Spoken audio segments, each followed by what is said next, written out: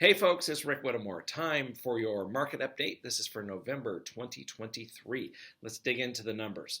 As you can see, the total number of listings. Listings are starting to go down a little bit. This is very normal, seasonal. A lot of folks are focused on the holidays and getting things cleaned up after the holidays. And then putting homes on the market will become a priority when we get to late January, early February. So keep an eye on that. Inventory is a little bit tighter right now, still plenty to choose from. And we'll get into that next. Here, number of home sales.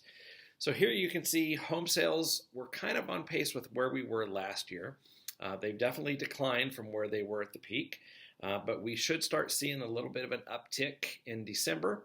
We'll have just a little bit of a jump, and really December's numbers means those homes went under contract either in October or November. So kind of that fall market where numbers tend to spike up a little bit.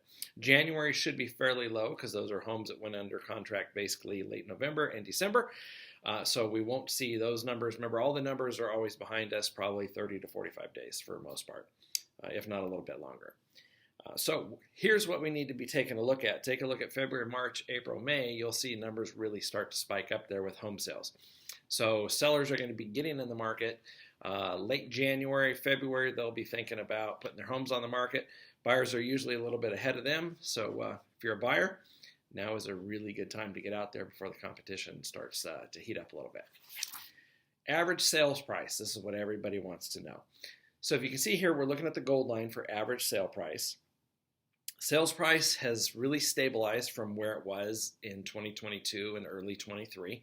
So we're seeing some really nice stabilization there. And if you look at the brown and green lines, those were 2019, 2020. So in theory, kind of basically prior to the pandemic nonsense that we had real estate-wise. And we're kind of trending to right where we would have been fast forward a couple years later numbers-wise. So I think we're going to really stabilize right there. And I think we're looking at a pretty darn good 24 coming our way. Last but not least, our good friend, interest rates. Yay!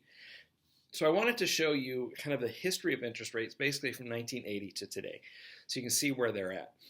So obviously, in the 80s, interest rates were much higher. We hit some really low interest rates, 2010 to 2022, kind of in there. They really spiked up in the last year, of course, and they're coming down really quite nicely. What we saw in December, a little bit, we saw about 0.75% drop in interest rates. So at their lowest, I saw about 6.25 for a conventional loan, which is much better than the 8% where they were a few months ago. So that is looking much better. Rates will continue to kind of probably stabilize and kind of be where they're at, in my opinion, for the next couple of months. We won't see any major movement, but I think we hit late spring, early summer. We should start see interest rates get a little bit lower, low sixes, maybe even in the high fives, which would be amazing if we could do that summer or early fall of 2024.